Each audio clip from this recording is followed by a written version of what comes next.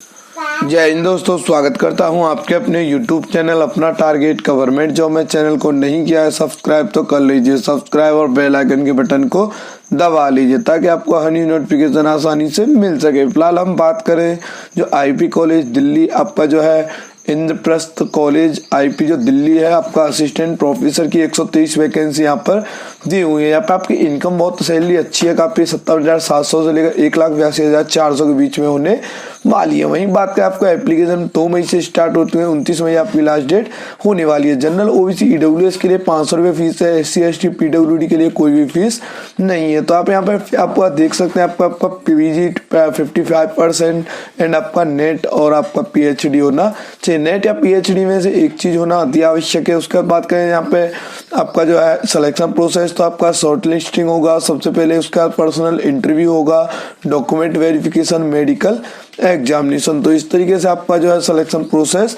होने वाला है। तो आप कैसे जो है फॉर्म में अप्लाई कर पाएंगे, तो सबसे पहले क्या है आपको जाना होगा ऑफिशियल वेबसाइट पे। ऑफिशियल वेबसाइट का लिंक आपको डिस्क्रिप्शन में मिल जाएगा। तो इस तरह का इंटरफेस आपके सामने खुल के आ जाएगा। यहाँ पे पूछता है आपको ईमेल आईडी, तो आपको यहाँ पर क्या है सबसे पहले आपको अपनी ईमेल आईडी डाल देना है एंड ईमेल आईडी को दोबारा से कंफर्म कर देना है। वहीं आपका नीचे आपको दिखाई देगा आपको पासवर्ड, तो पासवर्ड आपका capital letter, small letter, numeric mode, special character, इस तरीके का पासवर्ड बनाना है एंड पासवर्ड को दोबारा डाल के कंफर्म कर देना है। वहीं आपको नीचे दिखाई देगा आपका मोबाइल नंबर, तो आपको यहाँ पर मोबाइल नंबर डालना होगा। डालने के बाद आपको यहाँ पर दिखाई देगा कैप्चा कोड, तो आपको कैप्चा कोड डाल देना है एंड रजिस्टर पे क्लिक कर देना है। तो आपको मोबाइल नंबर और ईमेल आईडी आपको खुद का ही लगाना है ताकि नेक्स्ट प्रोसेस जो भी होगी तो आपके मेल और मोबाइल पर मैसेज आ जाता है। एंड आपने जैसे ही रजिस्टर पे क्लिक किया है एंड उसके बाद क्या आपकी मेल पर एक लिंक आया होगा, तो लिंक पे आपको क्या एक्टिवेट कर देना है एंड एक्टिवेट करेंगे यहाँ पे आपका ईमेल आईडी आएगा, आपको ईमेल आईडी डाल देना है एंड पासवर्ड डालना होगा। कैप्चा कोड डालने के बाद आपको लॉगिन पे क्लिक कर लेना है। जैसे आप लॉगिन पे क्लिक करेंगे तो यहाँ पे पूछता है आपका अप्लाई नाउ, तो आपको अप्लाई नाउ पे क्लिक कर देना है। जैसे आप अप्लाई नाउ पे क्लिक करेंगे यहाँ पे पूछता है आपका पोजीशन, तो आपको पूछा है किस सब्जेक्ट के लिए आप आवेदन करना चाहेंगे वो आपको डाल देना है। तो यहाँ पे देखिए no job opening available right now, तो जिस पोस्ट के लिए आपका नो जॉब नहीं है तो यहाँ पे मना कर देगा। उसके बाद यहाँ पे सिलेक्ट कर दिया आपने सब्जेक्ट अपना, तो मोतीलाल नेहरू कॉलेज दिल्ली कॉलेज आपका किसके लिए आप आवेदन करना चाहते हैं। उसका बताया have you applied other subject position in previous advance, तो आपने पिछली बार अप्लाई किया था तो आपको यस करना है, अन्यथा आपको नो कर देना है। एंड नो करने के बाद आपको अप्लाई पे क्लिक कर लेना है। यहाँ पे पूछता आपका एप्लीकेंट फर्स्ट नेम, तो आपका फर्स्ट नेम क्या है वो आपको डाल देना। मिडिल नेम अवेलेबल है तो डाल सकते हैं, अन्यथा खाली छोड़ देंगे। उसका लास्ट नेम अवेलेबल है तो डाल सकते हैं, अन्यथा खाली छोड़ देना। उसके बाद आपको यहाँ पर कैटेगरी सिलेक्ट करना होगा, जेंडर मेल है तो मेल, फीमेल है तो फीमेल। उसका पूछता है आप अपने कैटेगरी किस कैटेगरी में आप अप्लाई करना चाहते हो, जिस कैटेगरी में आप अप्लाई करना चाहते हैं। उसके बाद आपको नीचे दिखाई देगा आपका डेट ऑफ बर्थ, तो आपको यहाँ पर क्या आपका डेट ऑफ बर्थ में सबसे पहले ईयर डाल देना एंड मंथ एंड डेट आपको डालना होगा। डालने के बाद पूछा है मैरिटल स्टेटस सिंगल है या मैरिड है वो आपको डाल देना है। एंड आपका पूछा है फादर्स नेम, तो यहाँ पर आपको फादर्स नेम जो है डाल देना है। एंड यहाँ पर कंट्री सेलेक्ट करना होगा, किस कंट्री से आप बिलोंग करते हैं। एरिया कोड यहाँ पर आ जाता है तो ठीक है, अन्यथा खाली छोड़ देंगे। वहीं आपका नीचे दिखाई देगा आपका कंट्री कोड, तो आपको यहाँ पर आपका मोबाइल नंबर शो हो जाएगा। उसका पूछा है विकलांग सर्टिफिकेट है आपका कौन सा है, तो वो आप लगा सकते हैं। PWD या नहीं है तो आपको खाली छोड़ देना है। उसके बाद आपको दिखाई देगा आपका एड्रेस, तो आपको करेस्पॉन्डिंग एड्रेस, तो आपको एड्रेस में क्या है फिलहाल जहाँ पे आप रहते हैं वो आपको डालना होगा। उसके बाद आपको विलेज है, पोस्ट है एंड आपका सिटी है, किस सिटी से बिलोंग करते हैं तो वो आपको डाल देना है। एंड राज्य यहाँ पर सिलेक्ट करना होगा एंड उसका आपको पिन कोड डाल देना है एंड यहाँ पर कंट्री सिलेक्ट करना है। यहाँ पर उसका परमानेंट है प्रेजेंट सेम है तो सेम कर देंगे, अलग अलग है तो अलग अलग भी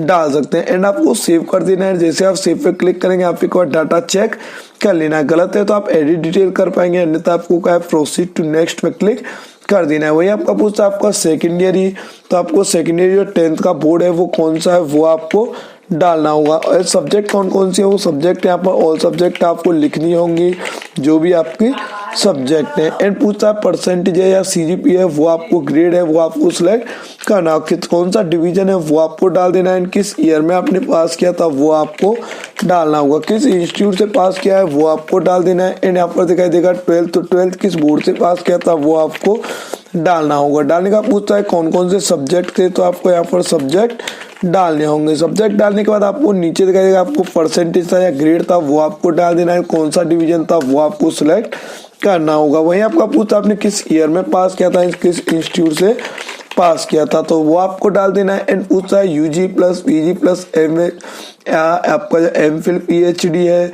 या master degree plus MPhil PhD है, तो वो आपको डालना होगा। स्ट्रीम यहाँ पर सिलेक्ट कर लेना, जिस स्ट्रीम से आपका है वो आपको सिलेक्ट कर लेना है। एंड यहाँ पर पूछता है आपका बैचलर डिग्री, तो आपका बैचलर डिग्री आपने किससे किया है वो आपको डालना होगा। एंड सब्जेक्ट कौन कौन सा था वो आपको डाल देना है। एंड यहाँ पर पूछता है आपका ओवरऑल परसेंटेज, किस ईयर में पास किया था वो आपको डाल देना है, किस यूनिवर्सिटी से पास किया था तो वो आपको डालना होगा। डालने का पूछता आपका मास्टर पीजी, आपने पीजी में क्या किया है तो वो आपको डाल देना है। एंड आपका कौन सा सब्जेक्ट था वो आपको डालना होगा। डालने के बाद कितना परसेंटेज था वो डाल देना है, किस ईयर में पास किया है वो आपको डाल देना है, किस यूनिवर्सिटी से पास किया है वो आपको लिखना होगा। ये लिखने के बाद आपके पास एमफिल अवेलेबल है तो यस करेंगे, नहीं तो आपको नो कर देना है।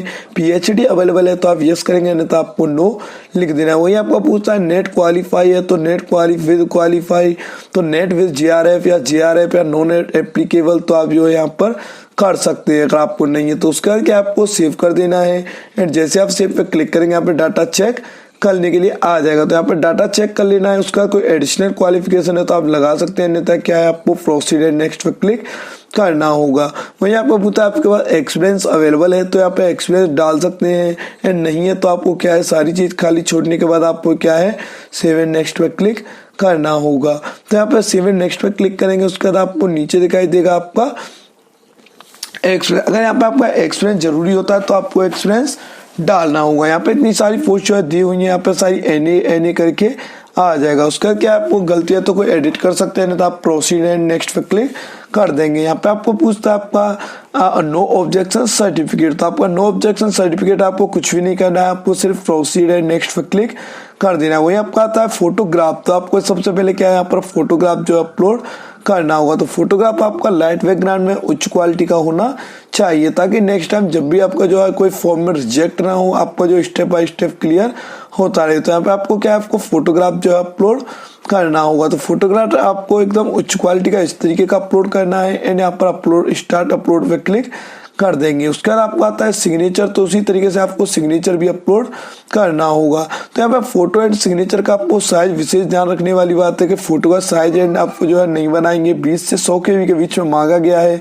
वहीं आपका यहाँ पर 10th की मार्कशीट अपलोड करनी होगी। वहीं नीचे दिखाई देगा आपको ओबीसी सर्टिफिकेट है तो आपको ओबीसी सर्टिफिकेट आपको अपलोड कर देना है। एंड उसका बैचलर डिग्री आपको अपलोड करना है, तो बैचलर डिग्री की ऑल मार्कशीट आप पीडीएफ बना के अपलोड कर पाएंगे।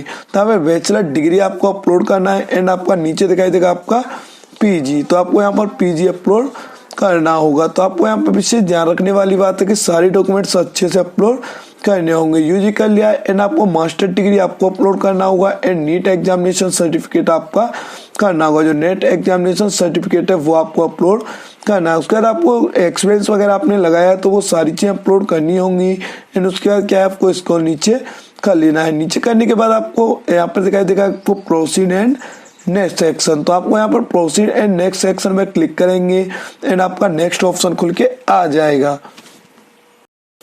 एंड उसके बाद क्या आपका प्रीव्यू का ऑप्शन खुल के आ जाएगा। तो यहाँ पे एक बार फॉर्म को चेक कर लेना, आपके फॉर्म में कोई गलती तो नहीं है, तो गलती है तो आप एडिट कर सकते हैं, नहीं तो आपको क्या है सबमिशन पे क्लिक कर देना है। और जैसे आप सबमिशन पे क्लिक करेंगे तो यहाँ पे देखिए जो भी आपका कमी होगा वो आपको दिखा देगा। Master degree certificate not upload, NET examination certificate not upload, present joining letter section not upload, ठीक है, additional information not filled and declaration section not complete. तो ये सारे डॉक्यूमेंट्स कंप्लीट करने होंगे, उसके बाद ही आप फॉर्म फिल कर पाएंगे। तो यहाँ पे सारी डिटेल्स में आपको दिखा देगा कि आपने क्या क्या गलतियां यहाँ पे अभी छोड़ रखी हैं, वो सारी गलतियां आपको करनी होंगी। एंड उसके बाद यहाँ पे आपको क्या है एडिशनल इन्फॉर्मेशन फिल करना होगा। यहाँ पे फिल करना है आपको which language are comfortable teaching, तो आप कौन सी लैंग्वेज में पढ़ाना कंफर्टेबल महसूस करेंगे। वही आपको पता for assignment of teaching which mode you your prefer, तो आप जो है सेल्फ असाइनमेंट करेंगे, स्टूडेंट फीडबैक,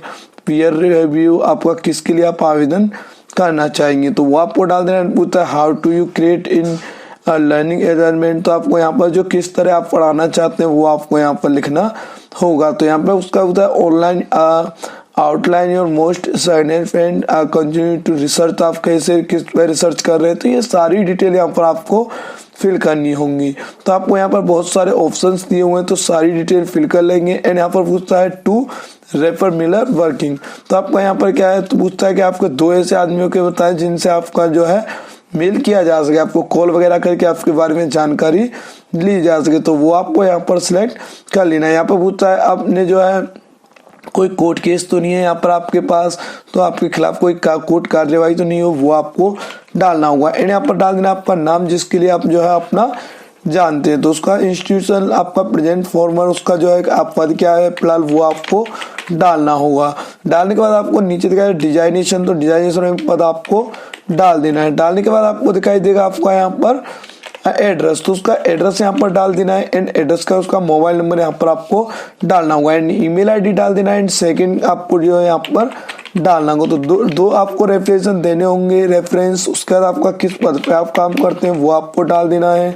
एंड आपका यहाँ पर डिजाइनेशन आपको डालना होगा। उसके बाद आपको डालना है आपको उसका एड्रेस, तो आपको एड्रेस यहाँ पर डाल देना, मोबाइल नंबर, ईमेल आईडी डाल देंगे। एंड सेव बटन पे क्लिक कर देना है।